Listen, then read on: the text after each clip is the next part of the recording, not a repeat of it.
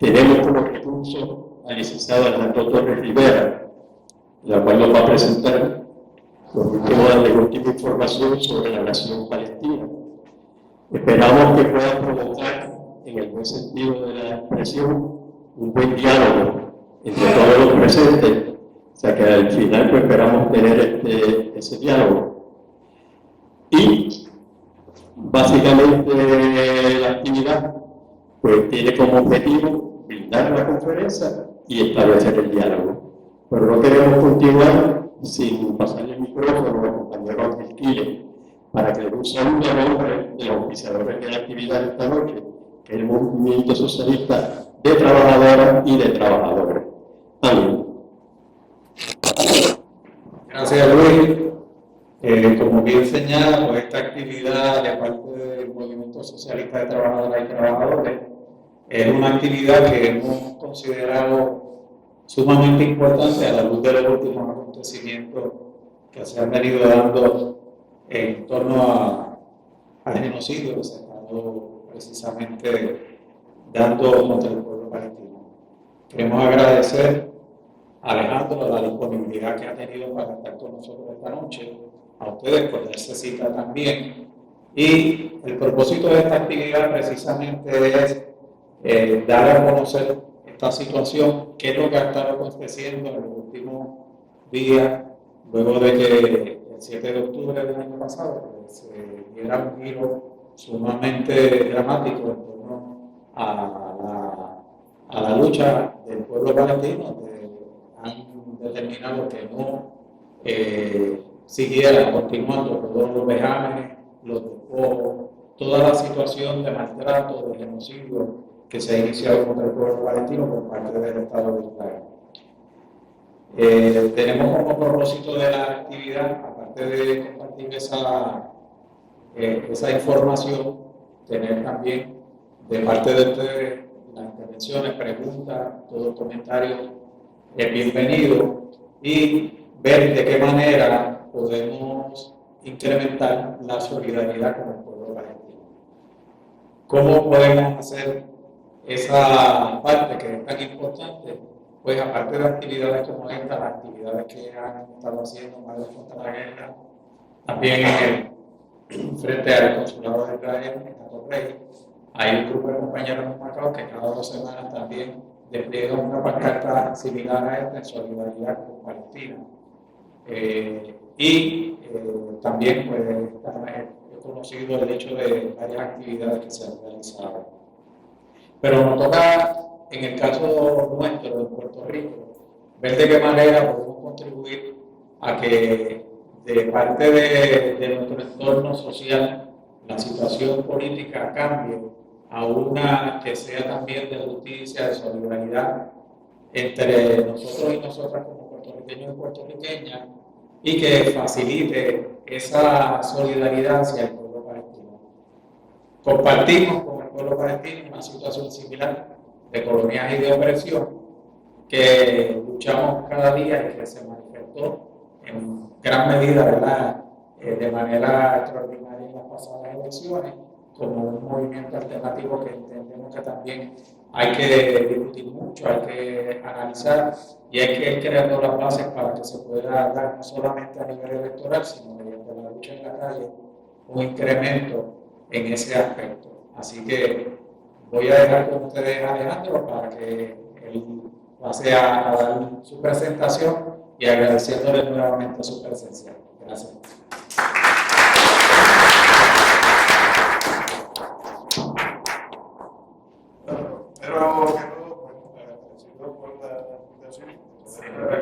Se me olvidaba algo importante, Alejandro, y es que la presentación también va a estar transmitiéndose por Facebook Live de Bandera Roja y a través de la página de Madres contra la Guerra, Puerto Rico con Palestina, en YouTube. Así que lo pueden hacer desde el Así que disculpen la interrupción.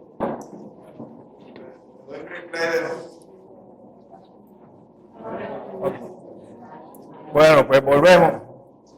Vamos a tomar en consideración estos espacios que vemos aquí para cuando entremos en la descripción de lo que es se conoce como la región de Oriente Medio o del Oriente Próximo. Este es un mapa de la Agencia Central de Inteligencia donde vamos a estar ubicando en esta porción. Aquí estaría el Líbano, aquí estaría Israel, aquí está Cisjordania, en esta esquinita aquí está la Franja de Gaza, y estamos hablando de que al área que corresponde a este amarillo sería Jordania, aquí estaría Siria, aquí estaría Irak y acá estaría la República Islámica de Irán. Por lo tanto, ese es el contexto regional del cual debemos partir. De acuerdo con Alessandro Arufo, en el libro que él escribe que se llama El Mundo Islámico, el Medio Oriente lo comprende la región que incluye entre el Valle del Indo y el río Nilo, y ahí se ubican tres grandes regiones que fueron las que yo marqué hace un momento. La primera es la península arábiga, que está comprendida por Arabia Saudita, Kuwait, Bahrein, Qatar, Omán, los Emiratos Árabes Unidos y Yemen. La segunda parte sería lo que se conoce como los estados de la media luna fértil, y ahí ubicaríamos a Irak, el reino de Jordania, lo que era la República, o lo que sigue siendo la República Árabe Siria y Líbano, y en el tercer cuadrante estaría el Valle del Nilo, y en el Valle del Nilo estaríamos ubicando a Egipto, Sudán y Sudán del Sur, y preciso Sudán y Sudán del Sur porque hace menos de un par de década y media, era Sudán. Lo que pasa es que producto de Estados Unidos y los países europeos provocaron una guerra civil que dividió lo que era el país más grande del continente africano, y ahora es Sudán y Sudán del Sur.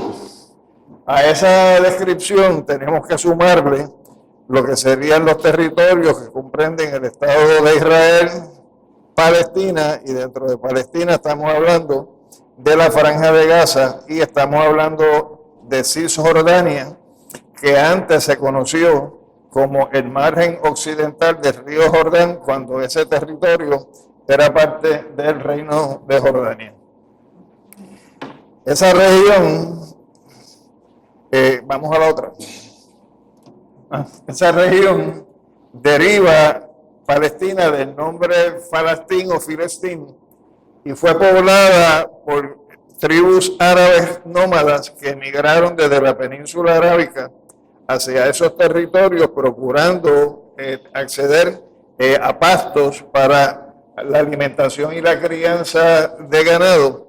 Pero lo que es la región de Palestina históricamente ha sido una región de mucho conflicto, donde ha habido muchas invasiones por potencias extranjeras, y entre ellas podemos ubicar, primero, los hebreos poblando la zona; segundo, los persas, los griegos, los macedonios, los romanos, los europeos, los otomanos, los ingleses y los franceses. Han sido las potencias que han ido ocupando ese territorio.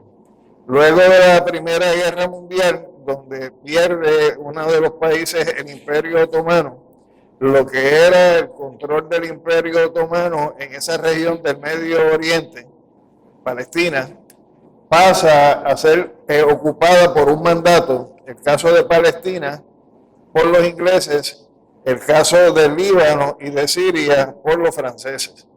Y entonces, dentro de lo que son los acuerdos que se producen con posterioridad a la Primera Guerra Mundial, con el Tratado de Versalles, donde se plantea por primera vez elevar a categoría del derecho internacional el derecho de la libre determinación, se va dando un proceso donde comienza a intensificarse el traslado de población europea que profesaba la fe judía hacia el territorio de Palestina, donde ya a la altura de la década de los 40, y como resultado de la experiencia que vivió la población que profesaba la fe judía en Europa, se plantea en el caso de las Naciones Unidas una resolución del año 1947 que se titula Futuro Gobierno de Palestina, donde se plantea una partición del territorio palestino para entonces crear en una parte el Estado de Israel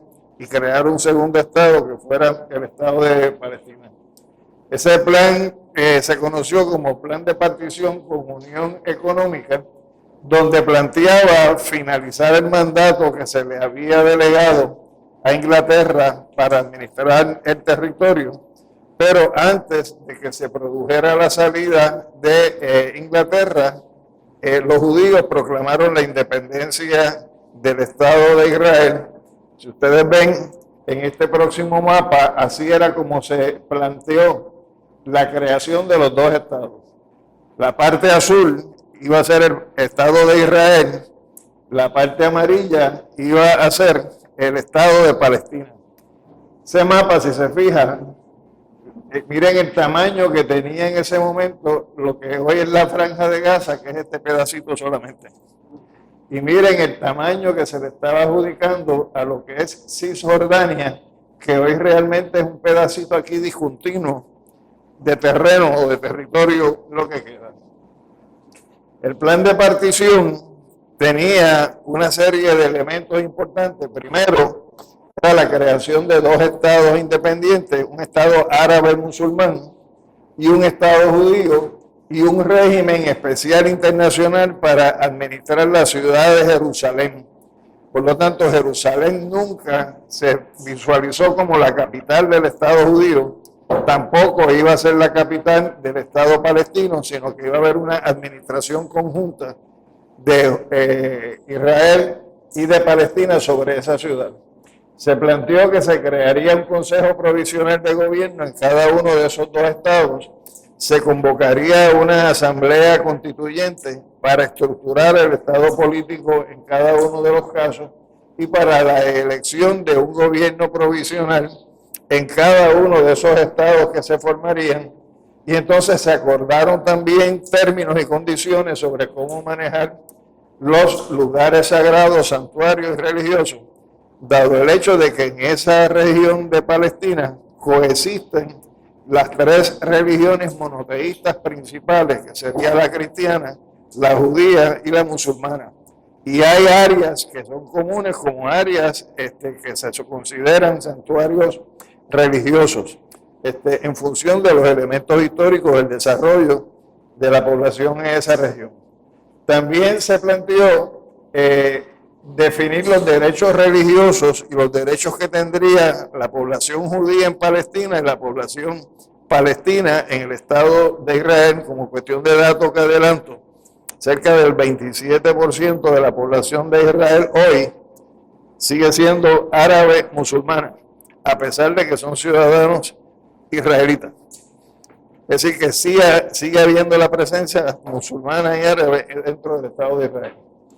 También se acordó el elemento de la ciudadanía, donde se plantea además las obligaciones que cada uno asumiría desde el punto de vista económico, financiero. Se planteó una unión económica en Palestina desde el punto de vista de lo que sería la integración de ambos estados desde el punto de vista de las relaciones económicas. Se establecieron criterios para la libertad de tránsito entre lo que sería el Estado de Israel, lo que sería el Estado palestino para los residentes. La cuestión de la visita, los familiares que se quedaron en un lado pueden visitar los familiares que están en el otro estado. Se planteó cómo hacerle modificaciones al acuerdo de partición si era necesario, definir las fronteras que tendría cada estado, y con relación al régimen especial de administración de Jerusalén, pues crear condiciones a través de una parte que se llama incluso capitulaciones, donde se definirían cuáles iban a ser los derechos que tendrían los extranjeros, que no serían ni musulmanes ni judíos, pero que por razón de la relación que tuvo Inglaterra con esa región, pues tenían inversiones, negocios y demás en la región. El 9 de diciembre del 49 se adoptó una resolución por parte de la Cuarta Asamblea de las Naciones Unidas, donde se reiteran los puntos que se habían adoptado en la Segunda Asamblea cuando se estableció el plan de partición. Como les dije, el 14 de mayo, Israel declara unilateralmente la independencia del Estado judío, y por lo tanto el 15 de mayo, es decir, el día siguiente, se produce un evento que se conoce como el evento evento del Nakba, que quiere decir el momento del desastre, donde Israel dirigió una política terrorista contra la población palestina, provocando el éxodo de más de 750,000 palestinos, a los cuales se les sacó de lo que era el territorio que les pertenecía históricamente, tuvieron que irse como refugiados a otros países. No se les permite el regreso a Israel y muchos de ellos, sus descendientes, hoy están o en Gaza, o están en Líbano, o están en Jordania, o están en Egipto, o están regados por el mundo, los descendientes de esas personas que no tienen el derecho a regresar a sus tierras. Hubo una resolución de las Naciones Unidas de mayo, 11 de mayo del 49, donde entonces se admite a Israel como un Estado miembro de las Naciones Unidas, pero quedó en el limbo la creación del Estado de Palestina y todo lo que se había planteado en ese acuerdo de partición.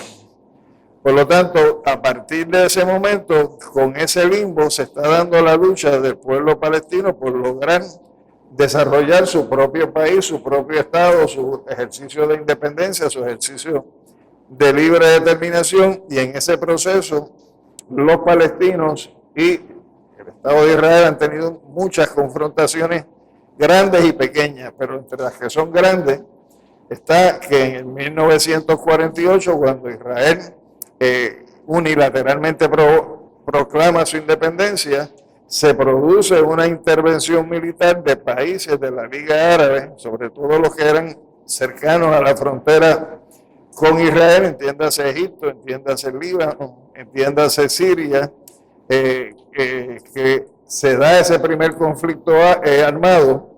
Hay otro que se produce en el año 1956 como resultado de que el presidente de Egipto sencillamente expropió lo que era el canal de Suez, proclamando que eso le correspondía a Egipto, y se da una intervención donde participa el Reino Unido de la Gran Bretaña, Francia y el Estado de Israel, para tratar de quitarle el control que había asumido Gamal Abdel Nasser del canal de Suez, donde si bien en el plano militar pierde la guerra el sector musulmán, desde el punto de vista internacional ganó el apoyo de que Egipto pudiera nacionalizar ese canal, y todavía al día de hoy pues sigue siendo parte de Egipto la administración del canal de Suez. La próxima guerra es la que se conoce como la Guerra de los 6 días, que es una guerra relámpago que gana una vez más Israel, pero en el proceso de esa guerra Israel ocupa lo que es la península del Sinaí, ocupa lo que son las alturas del Golán y ocupa lo que es el margen occidental de la ribera del río Jordán, que es donde hoy está Cisjordania.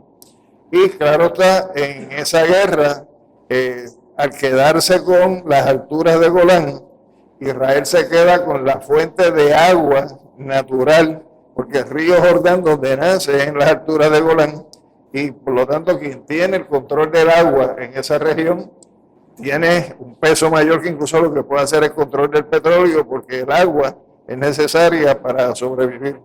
Por lo tanto, Israel ha ido ocupando desde el 67 las alturas de Golán, y ahora, aprovechando la situación que se produjo en Siria, amplió el área de ocupación de las alturas de Golán, y durante la primera administración de Donald Trump decidieron anexar a Israel las alturas de Golán con el concurso, el apoyo y el entusiasmo de Donald Trump en aquel momento como presidente de Estados Unidos. La próxima guerra la vamos a tener en el 1973, que se conoce como la Guerra de Yom Kippur, y vamos a tener una serie de intervenciones militares llevadas a cabo por Israel contra el Líbano en el año 82, en el 2009 y en el 2024. Y también vamos a tener una serie de intervenciones de Israel contra lo que es la Franja de Gaza en el 2008, 2012 y la que se ha estado llevando a cabo en los pasados meses, a partir del 7 de octubre del 2023 hasta el presente. En el la resolución que adopta las Naciones Unidas en diciembre de 1948 se planteó cuáles eran las gestiones que se habían venido desarrollando para darle cumplimiento a lo que fue la resolución que planteaba el plan de partición. Y entonces ahí las Naciones Unidas se plantea en ese informe la necesidad de tomar medidas que aseguren que se desmilitarice Jerusalén, porque como les dije, en los acuerdos de partición se supone que hubiera un régimen de administración internacional de la ciudad. Sin embargo, Israel una vez más se anexó también Jerusalén, y de donde era la capital que tenía Israel, que se llamaba Tel Aviv, que es la ciudad de Tel Aviv, hoy ellos decidieron que la capital del Estado judío va a ser Jerusalén. Además, se planteó en esa resolución de las Naciones Unidas que tenía que garantizarse el derecho de aquella gente que se refugió en otros países a raíz del Nakba, que tuvieran el derecho de regresar al sitio donde fueron expulsados, algo que Israel no le ha permitido todavía al día de hoy. Y también se planteó en esa resolución que Israel era responsable por el pago de indemnizaciones por los daños que le ocasionó a esa gente, porque por ejemplo les reventaron las casas con dinamita, destruyeron sus propiedades, destruyeron lo que eran sus siembras, destruyeron lo que era la crianza de animales para forzarlos a que tuvieran que irse. Y claro está, se reafirma que hay un derecho de repatriación, un derecho de reinstalación y un derecho de rehabilitación económica y social para esa población de 3/4 millones de palestinos que fueron expulsados de sus tierras. En el año 1974, en las Naciones Unidas volvió a plantearse el tema de la cuestión palestina, y allí el organismo planteó preocupación por el hecho de que se le había impedido al pueblo palestino disfrutar de sus derechos naturales, inalienables y irrenunciables, en particular el derecho a la libre determinación sin que hubiera injerencia exterior. Se reafirmó el derecho de los palestinos a poder regresar a sus tierras y propiedades. Se llamó la atención a buscarle una solución a la situación palestina, que tiene que empezar partiendo de la creación de los dos estados, porque fue lo que se había acordado desde el año 47, y se hace un llamado a organizaciones internacionales para que le presten apoyo a que los palestinos por fin puedan tener su propio estado. En mayo del 94, sobre todo a partir de la negociación de los tratados de Oslo, se planteó entonces la creación, por un término provisional, de una autoridad nacional palestina, que es algo todavía menos que lo que es el ELA, porque es un criterio de administración, pero la Autoridad Nacional Palestina tendría esa gestión de administración de los territorios que quedan en lo que fue la margen occidental del río Jordán, que ahora se llama Cisjordania, y lo que sería la Franja de Gaza, que es otra parte donde convivían cerca de 2 millones de palestinos en ese territorio. Para que ustedes tengan una idea, la dimensión de la Franja de Gaza no es mayor que lo que son las dimensiones del municipio de Arecibo. Sin embargo, en esa dimensión hay metidas 2 millones de personas. Así que para que tengan una idea de la densidad demográfica que tenía la Franja de Gaza antes que la destruyeran. En su origen, como dije, esa Autoridad Nacional Palestina iba a ser quien administraría esos dos territorios, pero siempre desde el inicio, sobre todo el área de Cisjordania, quedó sujeta al desarrollo de la colonización judía a través de los colonos que se trasladaron al territorio de Cisjordania, que también es cerca de 700.000 judíos que están metidos en Cisjordania, y por lo tanto, en el caso de la Franja de Gaza, surgió unas diferencias profundas entre la Autoridad Nacional Palestina y lo que es la organización Hamas, donde Hamas logró acceder al control político de la Franja de Gaza, mientras la Autoridad Nacional Palestina asumió el control político de la región de Cisjordania, que no quiere decir que no haya miembros de la Autoridad Nacional Palestina en Gaza o que no haya miembros de Hamas dentro de Cisjordania, pero el ente que administra políticamente cada uno de esos dos territorios palestinos son estas dos organizaciones, la Autoridad Nacional Palestina, donde la organización principal de la Autoridad Nacional Palestina es Al-Fatah, que fue la organización que en algún momento dirigió Yasser Arafat, y que en el caso de Gaza, pues es Hamas, que es una corriente suní en el pensamiento musulmán, pero fundamentalista, a diferencia de la franja de Gaza de Cisjordania, que esa no es la característica que tiene la Autoridad Nacional Palestina. En la resolución de la ONU del 29 de noviembre del 2012 se plantea una vez más la situación relacionada con Palestina, donde en la resolución relacionan 5 resoluciones previas del Consejo de Seguridad de las Naciones Unidas sobre el tema palestino, donde se plantea que la Convención de Ginebra, donde se establece la protección de los civiles en tiempos de guerra de agosto del 49, tiene plena vigencia en el caso palestino, tanto en Cisjordania como en Gaza, reafirma el derecho del pueblo palestino a la libre determinación e independencia y reclama que las fronteras que de parte de Israel son aquellas fronteras que existían antes de la guerra del 67.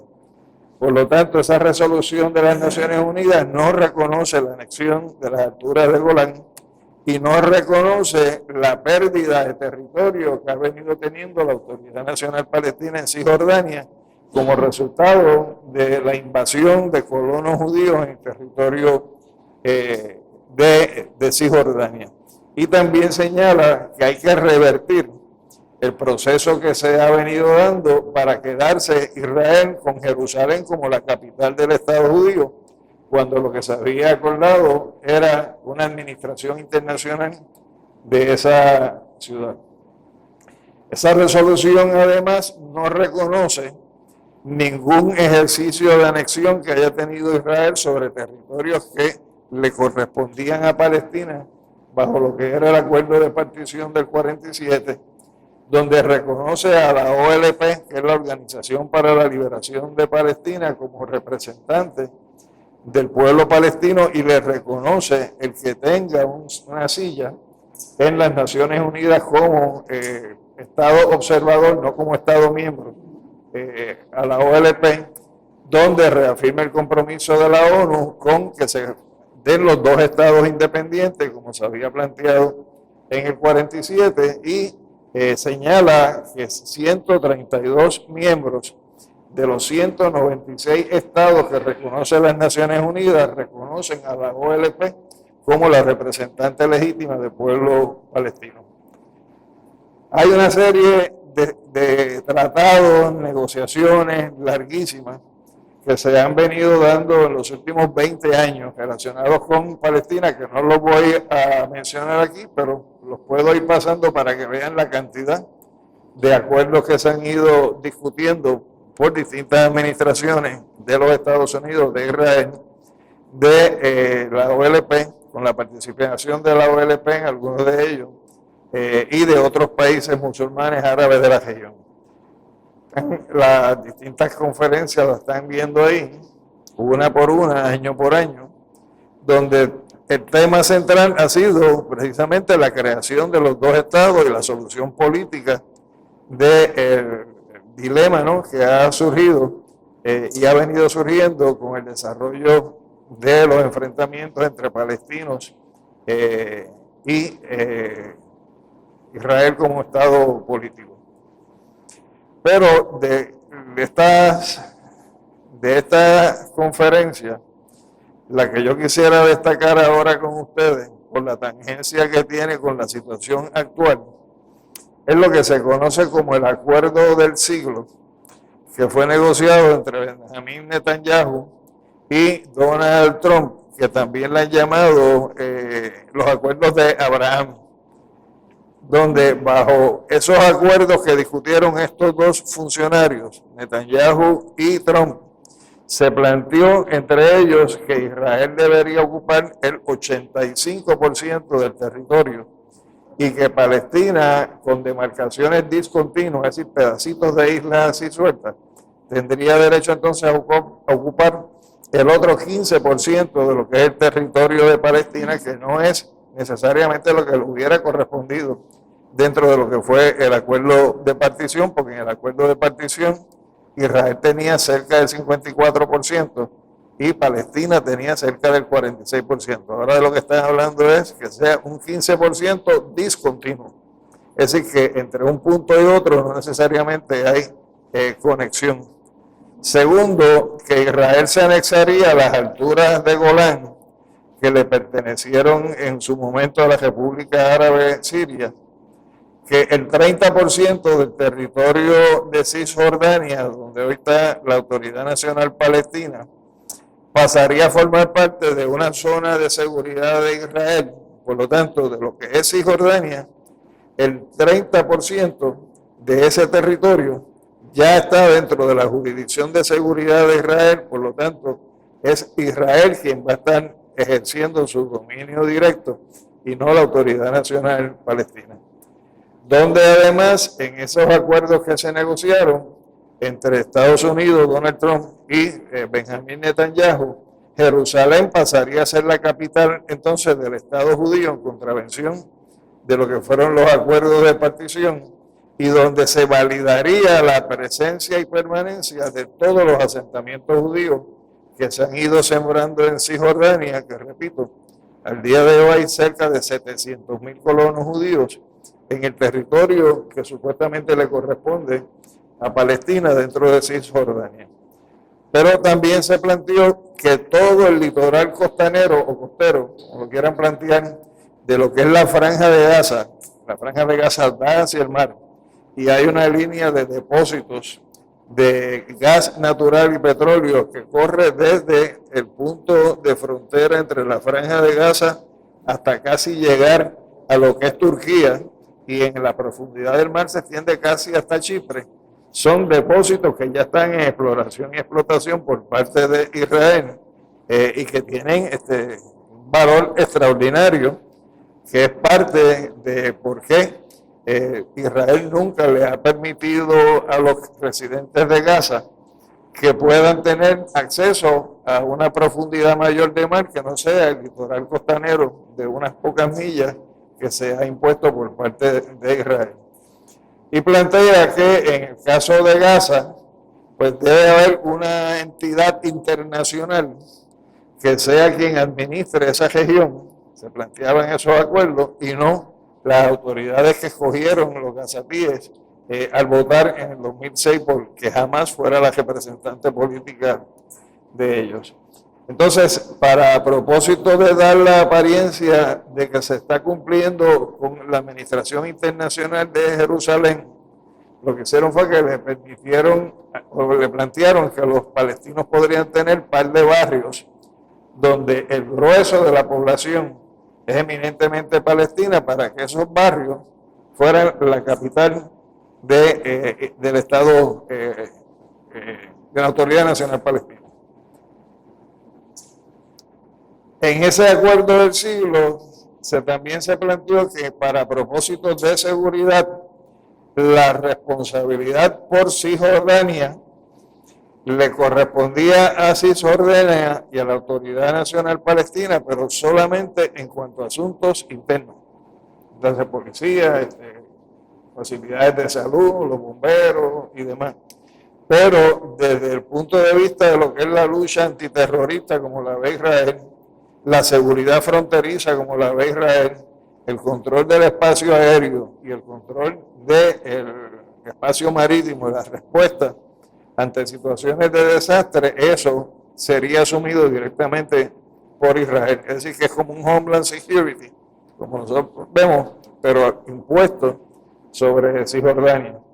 También se planteó que el Estado palestino, lo que sería la Autoridad Nacional Palestina, no podía llevar a cabo acuerdos militares, ni de inteligencia, ni de seguridad con otros estados, ni con otras organizaciones, si a juicio de Israel eso representaba un efecto adverso a su seguridad, ni tampoco le permitiría a ese 15% del territorio que le estarían dando a los palestinos que pueda establecer o desarrollar capacidades militares que Israel entienda sean una amenaza para Israel. Israel se reservaría el derecho de destruir o desmantelar las instalaciones que construya Palestina, que Israel entienda es una amenaza para su seguridad.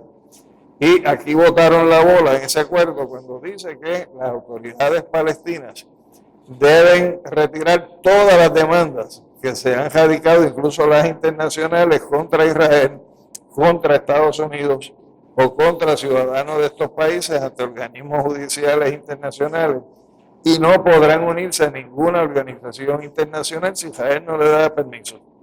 O sea que eso fue lo que negoció en los acuerdos de Abraham Netanyahu con Donald Trump.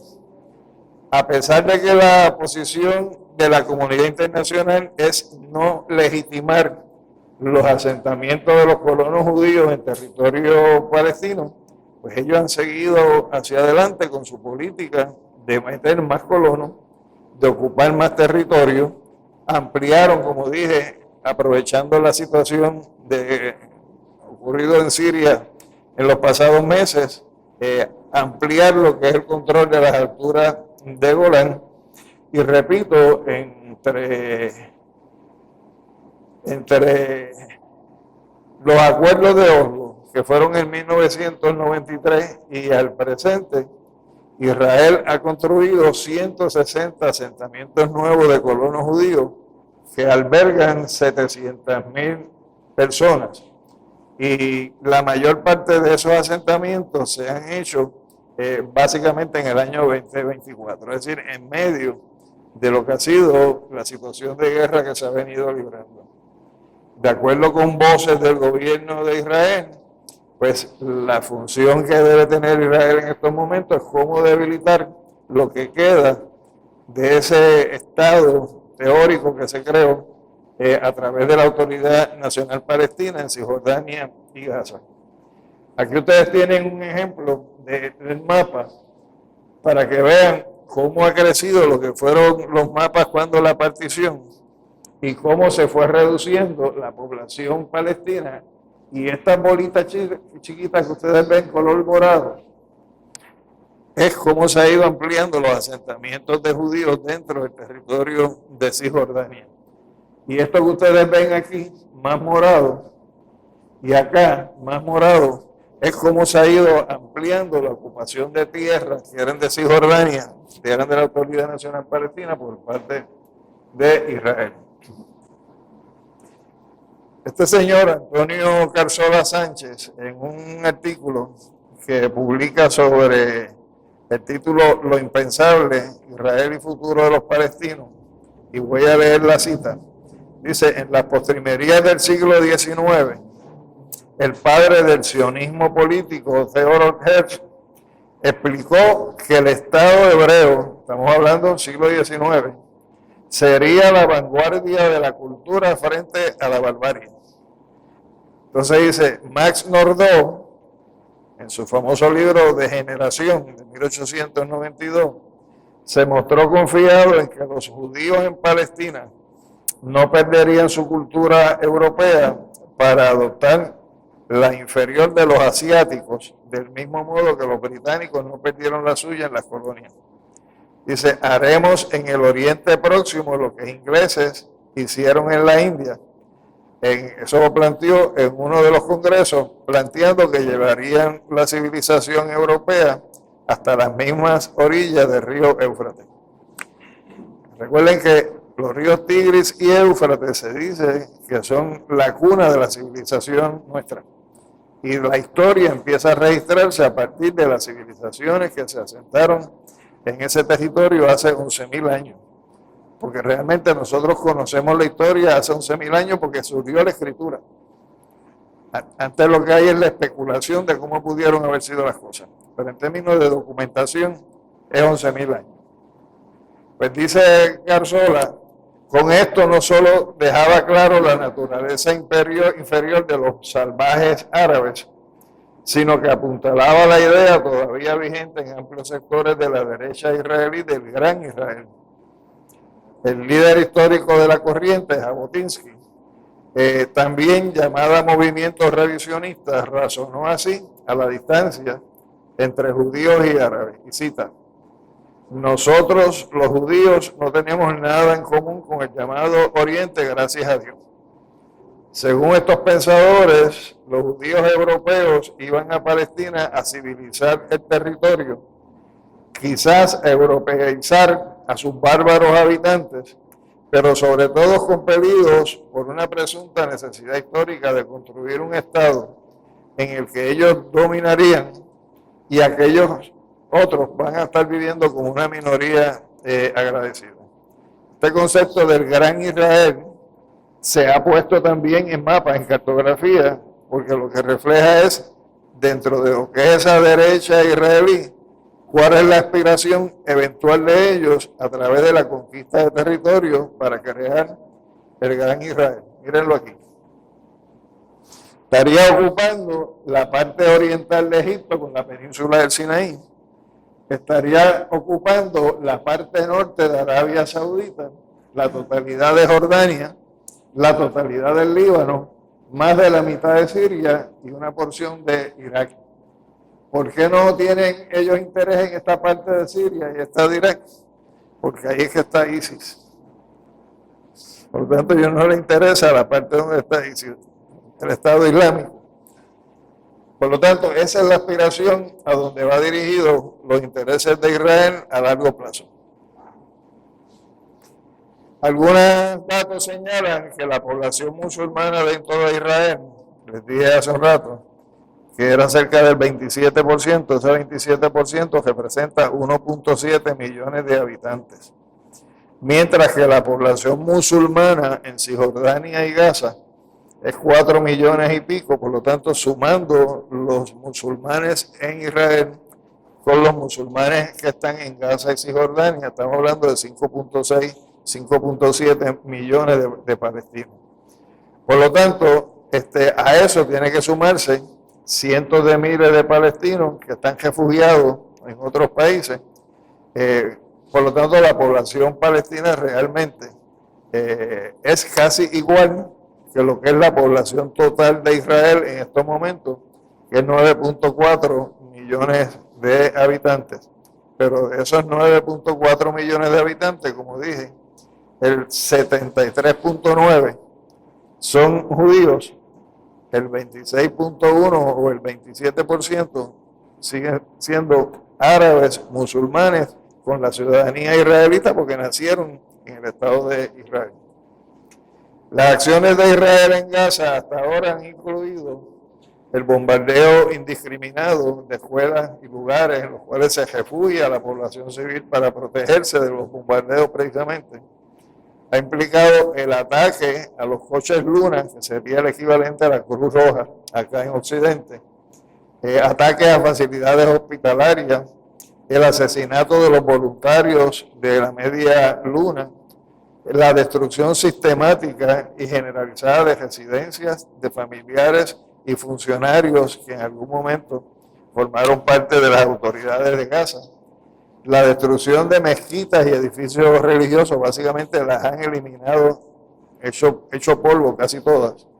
El asesinato de niños, la interrupción indefinida de los suministros de agua potable y energía eléctrica para la población, bloqueando el envío de alimentos que envían las organizaciones de apoyo internacional, incluyendo medicamentos y ayuda humanitaria análoga, el cierre de los pasos fronterizos, como ocurrió con el paso fronterizo entre Gaza y Egipto, que se cerró por dos lados. Por un lado lo cerró Israel y por el otro lado lo cerró Egipto para que no hubiera posibilidad de que población palestina entrara en Egipto para considerarse allí refugiados. Por lo tanto, un bloqueo doble. La expulsión del territorio de Gaza de más de la mitad de la población para forzarla a vivir en campamentos de refugiados, en carpas, en pleno zonas desérticas, ¿no? La programación de una ofensiva por mar, tierra y aire, entre otras tantas acciones ilegales que se han ido desarrollando en Gaza, pues todo eso es una actividad prohibida por el derecho internacional humanitario, pero también es parte de lo que es una limpieza étnica de la población palestina, que ahí también se estaría violentando la Convención Internacional para la Prevención del Delito de Genocidio, que una de las causas que se incluye como genocidio es la limpieza étnica. Estos datos cambian todos los días, pero por ejemplo el 21 de enero del 2025, que es hace un par de semanas, los muertos contabilizados eran 47.100, de los cuales 17.000 eran niños y más de 12.000 son mujeres. En los heridos hay 111.147 palestinos. No se sabe cuántos están muertos debajo de los escombros de las edificaciones que se han destruido, pero las autoridades sanitarias implican que hay más de 10.000 muertos que están ahí y que no se han podido sacar desde que empezó la ofensiva. Y ciertamente desplazados de sus hogares hay 1.7 millones de gazatíes que han tenido que huir de lo que eran sus residencias en la franja de Gaza. Si se fijan en este otro mapa, cada círculo rojo con el número que aparece debajo de identificar la población representa el número de edificaciones que se han destruido por parte de Israel en los bombardeos que se han llevado a cabo. Por lo tanto, la franja de Gaza en las fotografías aéreas en estos momentos es una zona totalmente de desastre y destrucción. Así que tienen los números de las edificaciones también expresadas aquí. De acuerdo con CNN, en investigaciones recientes, la London School of Hygiene and Tropical Medicine dice que el número de muertos es mayor, porque se estima que es 41% superior a lo que las propias autoridades sanitarias de Gaza reconocen, y señala que en lugar de ser 40 y pico de mil, realmente son 70.000 las personas que han fallecido en estos 15 meses en Gaza. Y que un tercio de los muertos son gente que murió en el primer año de la guerra, de los que murieron en el primer año de la guerra, la mayoría, una tercera parte, eran niños. Estas son imágenes de allí de Gaza. El alto al fuego que comenzó el domingo 19 de enero, después de un retraso de 3 horas, ese mismo día asesinaron 19 palestinos más. Y el segundo alto al fuego que se da, porque hubo uno que duró más que una semana en el 2023. En aquel momento se liberaron 105 de los rehenes que tenía Hamas, y Israel liberó 240 prisioneros. Pero desde que se anunció la tregua actual, el 19 de enero del 2025 al 21 de enero del 2025, pues 122 palestinos en esos 2 días murieron. Es decir, que la entrada en vigor de la tregua no paró el proceso de agresión de Israel contra la población palestina. Jamás aprobó el borrador de acuerdo. Sin embargo, mientras se estaba aprobando el borrador de acuerdo por parte de Hamas, el secretario de Estado de Estados Unidos lo que proponía era que se enviara una fuerza internacional de seguridad a Gaza para que entonces Gaza quedara bajo la responsabilidad de las Naciones Unidas. Es decir, que es un doble discurso, es como enviar los cascos azules a Gaza cuando lo que se está hablando es una tregua para cesar las hostilidades, la reconstrucción del país y reivindicación por parte de Palestina, de los palestinos, de establecer un Estado propio con sus propias autoridades. El acuerdo tiene 3 fases, donde se supone que la primera de esas fases dure 6 semanas o 42 días, y que llevara a la liberación de 33 rehenes y 2.000 prisioneros palestinos, donde se iba a reabrir los pasos hacia Gaza para que entraran camiones con ayuda humanitaria, a razón de 600 camiones diarios. Fíjense que desde que el alto al fuego se anunció, lograron entrar 899 camiones con ayuda, alimentos, medicamentos, etc. Como el acuerdo tenía que ser ratificado por el gabinete de Israel, ese gabinete eventualmente lo aprueba, pero tiene 8 votos en contra y una abstención. Pero se logró aprobar en el gabinete de Israel.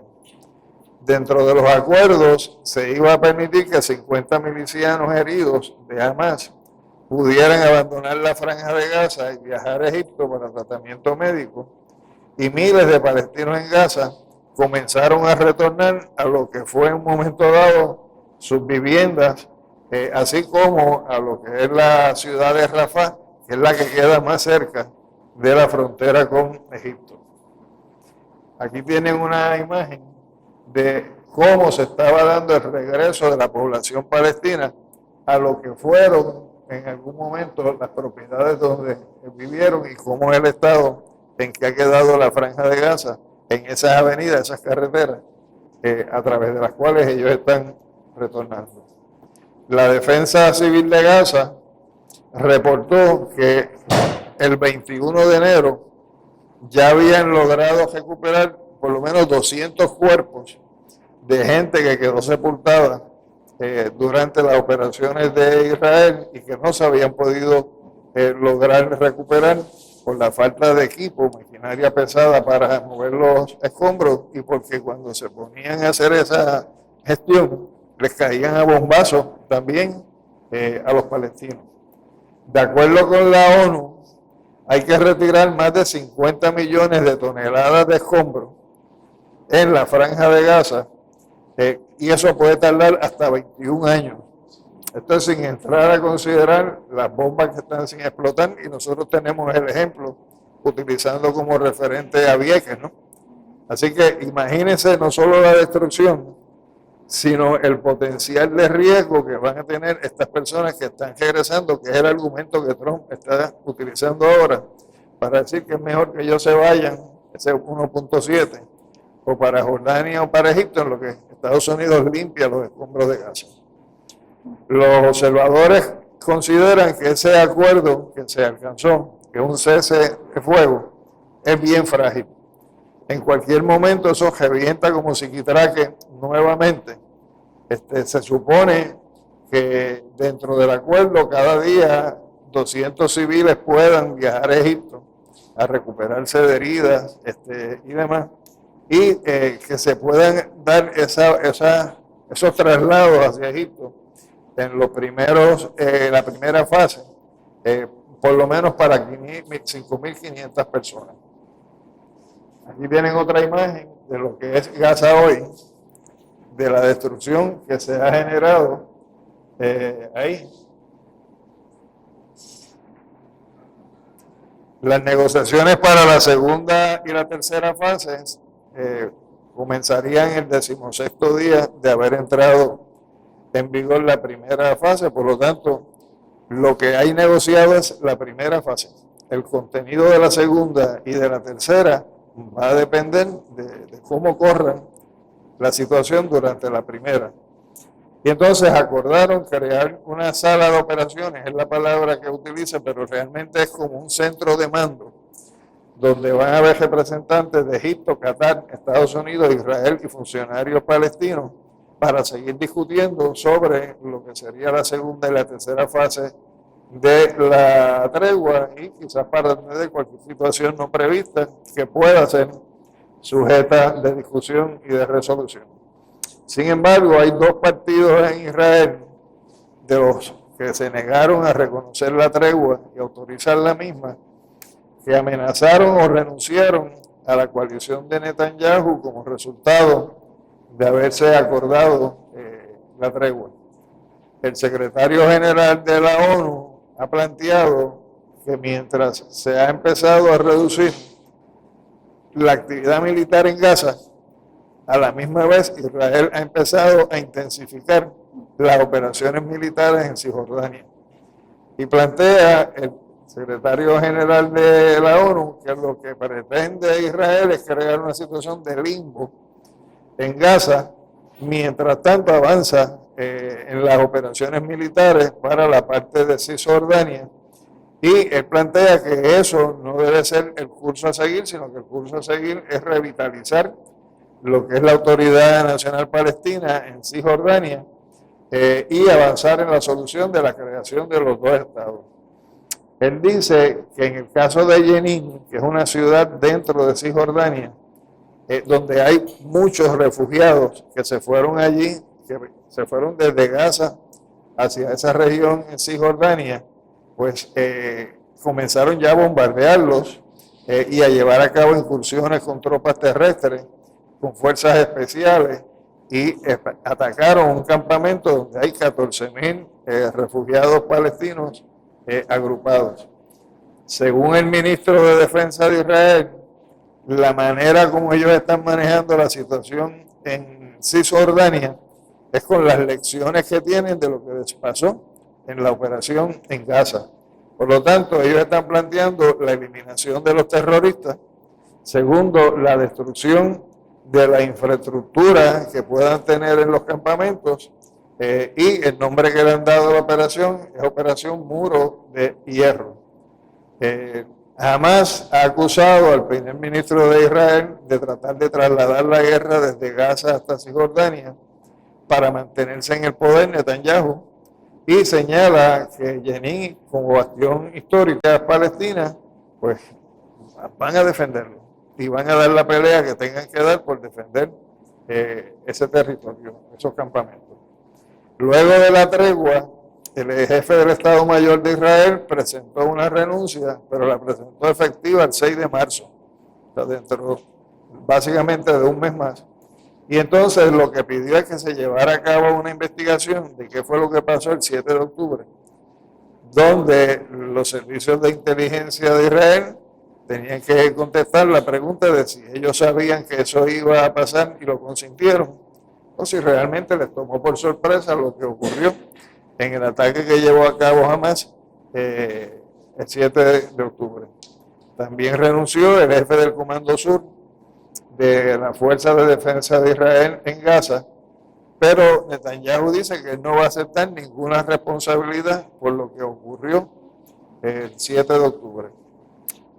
Hay un artículo que se publica por José Bericat el 21 de enero del 2025 sobre la tregua, donde dice que los problemas que representa la tregua como está establecida en estos momentos es primero la retirada de Israel de lo que divide la franja de Gaza en dos, que es un corredor que se llama corredor de Netzarim, que está al sur de la ciudad de Gaza, porque eso dejaría la parte norte de Gaza en control absoluto de Israel y por lo tanto se achica todavía más lo que es la parte de Gaza. Y lo segundo, ¿cuál es la gobernanza que va a tener Gaza? Si Gaza permanece, si va a ser bajo la Autoridad Nacional Palestina, si va a ser bajo administración internacional, si se van a inventar otra organización para que sea la que administre, para que no sea ni Hamas ni sea la Autoridad Nacional Palestina. Es decir, que eso es parte del debate que hay ahora mismo ahí. Dice que esa operación de Israel en Gaza es la primera guerra en la historia que se ha ido llevando a cabo dirigida por inteligencia artificial, lo que ha cambiado las reglas de la guerra, donde antes pues las unidades de infantería penetraban la ciudad, iban calle por calle, ocupaban territorio y demás. Aquí ha sido la destrucción completa de las edificaciones para entonces, sobre la base de la destrucción, que entren las tropas. Y a través de la inteligencia artificial, por ejemplo, Israel ha identificado miles de personas que favorecen la lucha del pueblo palestino, los tienen carpetados y a través de la inteligencia artificial los van buscando uno por uno y de la misma manera que están soltando presos ahora mismo, están metiendo a otros adentro. Señala que el objetivo de Israel con la expulsión de la población de Gaza es vaciar la zona para luego establecer allí nuevos asentamientos judíos y eventualmente anexar el territorio de Gaza como parte de Israel, que no es distinto a lo que está planteando Trump ayer, de sacar toda la población palestina de Gaza, limpiar todos esos edificios y demolerlos, crear incluso una zona turística en el litoral costanero. Por lo tanto, de lo que se trata es de sacar la población palestina. De hecho, hubo una expresión de estos que creen en el Estado de Israel más grande, que dice que Israel debería controlar el territorio desde la margen occidental del río Jordán, es decir, Cisjordania, hasta el mar Mediterráneo. Por lo tanto, controlaría todo lo que queda de Palestina en estos momentos en esa región. Y Bezalel Morsi señaló que después de Gaza, hoy comenzamos con la ayuda de Dios a cambiar la situación de seguridad en Judea y Samaria, que es el nombre que utiliza Israel para referirse a Cisjordania. Israel anunció el envío de 7 compañías adicionales de las fuerzas de defensa, utilizando como excusa de que los que están liberándose como prisioneros palestinos se pueden reactivar como militantes y luchadores palestinos. Por lo tanto, están metiendo más tropas en la zona, alegando aspectos de seguridad. Esto aquí tiene otra imagen de cómo quedó Gaza después de los bombardeos. Y en un reciente ensayo de Hamid Elizabeth, que publica Rumbo Alterno, que es una publicación de acá de Puerto Rico en las redes, pues hay unos datos que es importante que los veamos. 90% del total de 1.9 millones de palestinos se han tenido que desplazar de lo que son sus hogares. Y ese es el 1.7, al cual Trump dice que se tienen que ir también. De 600 ataques documentados, esos ataques le causaron la muerte a más de 1,000 trabajadores que estaban en funciones sanitarias, entiéndase médicos, enfermeras, ayudantes y demás. 95% de las escuelas y todas las universidades han sido dañadas o destruidas, dejando 660,000 niños sin acceso a la educación formal. De acuerdo con la ONU, 96% de los niños menores de 2 años no reciben los nutrientes necesarios. Hay una gran cantidad de niños que han muerto de hambre en estos momentos en Gaza. Alrededor de 345,000 habitantes se enfrentan a una escasez catastrófica de alimentos y 876,000 a niveles de emergencia por inseguridad alimentaria. Estados Unidos gastó entre octubre del 2023 y octubre del 2024 en la operación en Israel en Gaza 17.900 millones de dólares en ayuda militar a Israel. Y efectivos estadounidenses y del Reino Unido participaron de las operaciones en Israel en trabajo logístico, levantando información de inteligencia y identificando los objetivos que tenían que ser bombardeados por Israel. Dice la página que Israel hasta ahora informa la muerte de 400 efectivos militares y sobre 6,000 heridos, pero su economía entre octubre del 2023 y 2025 ha tenido una pérdida estimada en 55.600 millones, que equivale al 10% de su Producto Interno Bruto. A pesar de su maquinaria militar, Israel no ha podido aplastar la resistencia palestina, y si como muestra un botón basta, yo no sé si ustedes han seguido las imágenes de los rehenes que han ido libertando.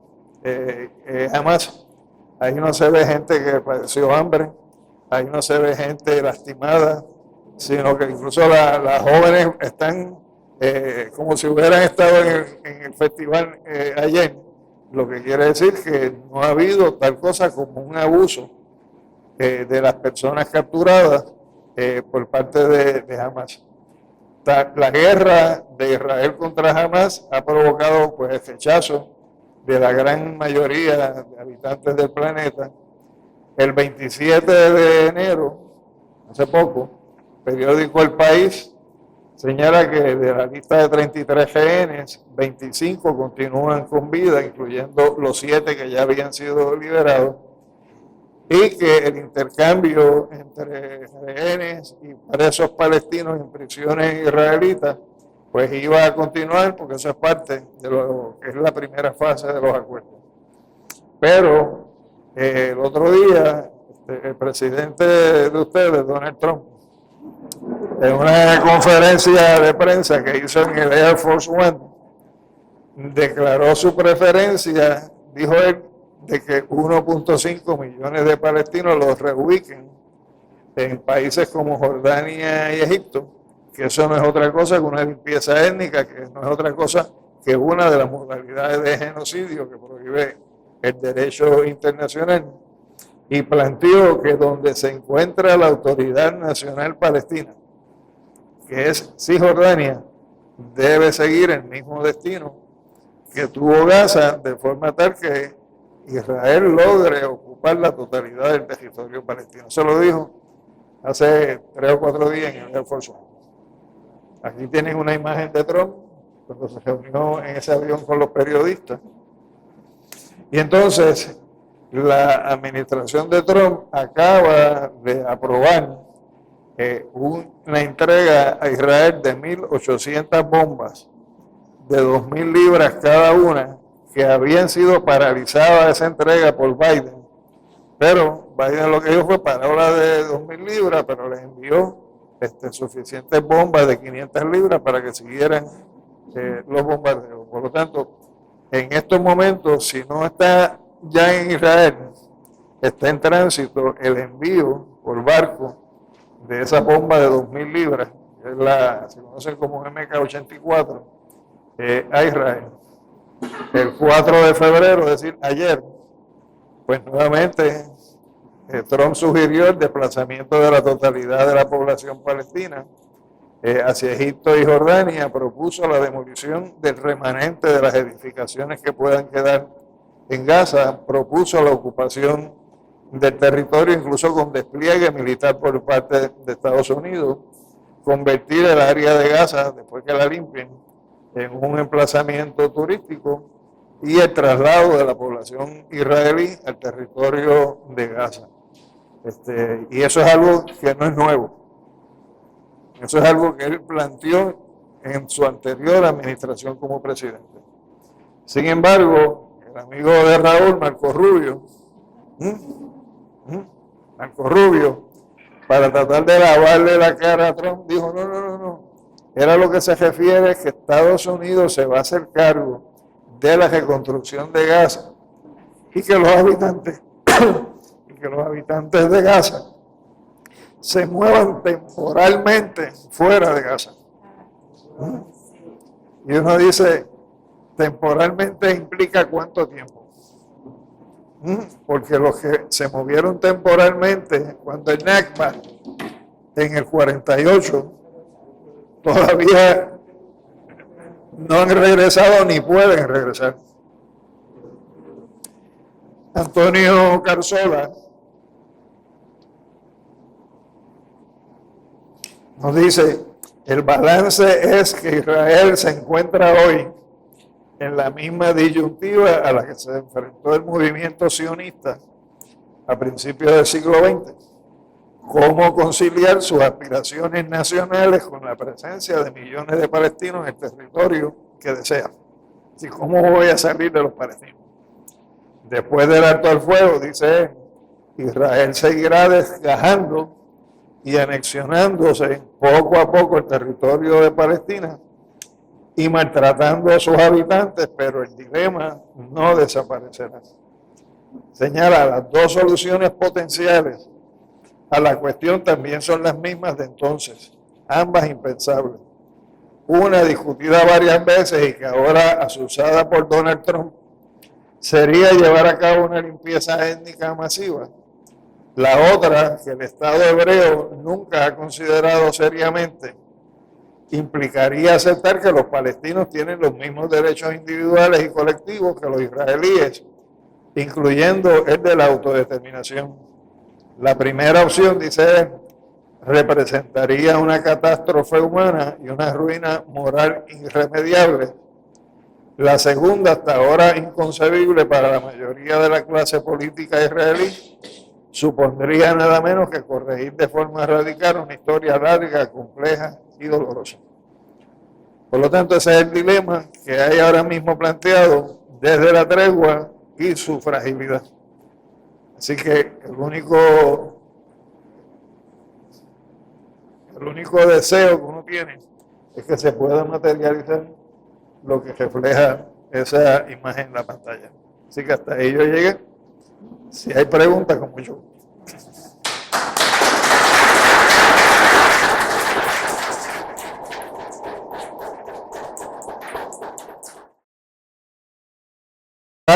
De hacer los señalamientos que ha venido haciendo desde el año 47, pero para poder tomar una medida de cumplimiento, digamos, en el caso militar, o para poder enviar los cascos azules, quien toma esa determinación no es la ONU, sino el Consejo de Seguridad.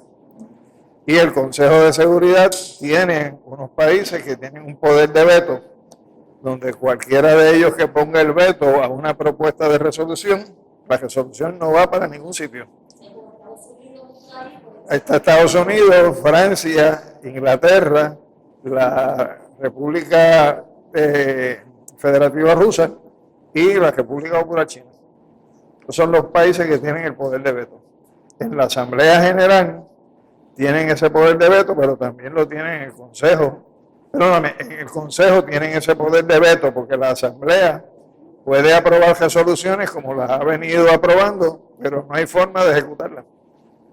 Por lo tanto, lo más que uno puede decir es el peso moral que tenga la condena por parte de las Naciones Unidas.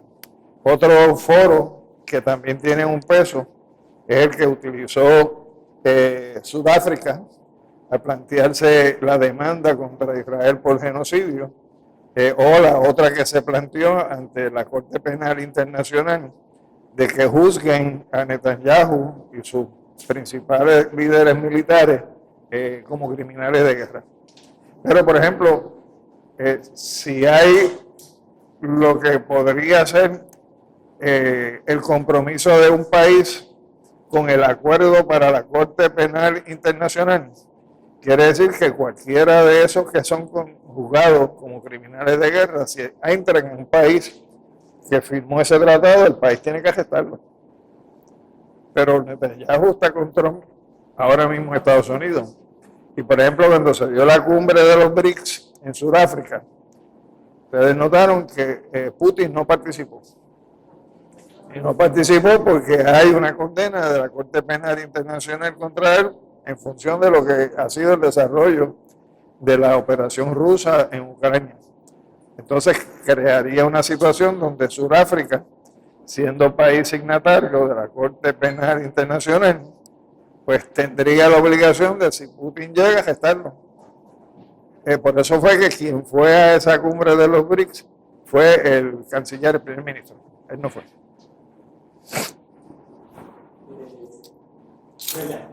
¿Por qué lo mismo entonces no sucede con Netanyahu a Estados Unidos y contra el cambio de cinturón? Porque los americanos no la van a ejecutar.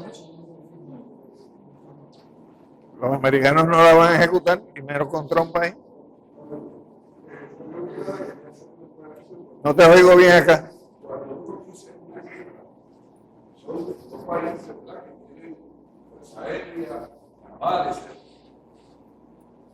El único que tiene eso es Israel. Lo que pasa es que hay una resolución que dice que a los palestinos, como es un pueblo en lucha por la autodeterminación, le aplican las disposiciones de la Convención de Ginebra. Por lo tanto, se ve, es una guerra. Lo que pasa es que es una organización contra un Estado político, pero es una guerra. Es que Estados Unidos durante años dice que está tratando de negociar dentro de la página y te acabo de decir que invirtió tantos millones de dólares, viste el secretario, que se lo digo, que puso cuántos viajes allá. O sea, ¿cuánto realmente sentido de esto? Lo que tú puedes interpretar de eso es que es un discurso con doble lengua. Por un lado te dice una cosa y por otro lado hace otra. Pero eso no es la primera vez que pasa. ¿Por qué vamos a decir Turquía, Rusia, etcétera? Son otros países que son, ¿verdad? No detuvieron esa genocidio. No, pero eso no te lo puedo contestar. No lo puedo contestar. No, de por qué no lo hicieron. Los turcos están haciendo eso mismo contra los kurdos. Los turcos hicieron eso mismo contra los armenios en la Primera Guerra Mundial. Mataron 1 millón de civiles. Han hecho limpieza étnica. O sea que aquí... O sea, Nadie pudo hacer las Naciones Unidas, nadie pudo hacer nada. yo digo, la Naciones Unidas tiene un peso moral en sus resoluciones. Como por ejemplo el Comité de Descolonización, ¿cuántas resoluciones son felices? 34, 35, diciendo que nosotros tenemos el derecho a la libre determinación e independencia. ¿Y qué ha hecho Estados Unidos? Pero hay que seguir yendo porque cada vez que se va y sale una resolución es una denuncia que tú haces contra Estados Unidos. De la misma manera que todos los años Cuba presenta una resolución contra el bloqueo y cada vez más países se suman a la condena del bloqueo, pero el bloqueo sigue. ¿Y cuántas resoluciones no se dieron contra Estados Unidos cuando la guerra de Vietnam? Y realmente Estados Unidos no salió de Vietnam hasta que los vietnamitas no lo sacaron. En un futuro lejano, mediano, cercano, ¿usted que hay un caso de eso? ¿En qué es eso? ¿Ah? ¿En qué es eso? Tanto lo de Cuba como lo de Puerto Rico, lo que estamos mencionando que las Naciones Unidas cada vez se unen más países a apoyar a Cuba y apoyar a Puerto Rico con la colonización. La libre determinación nuestra e incluso la independencia depende de nosotros.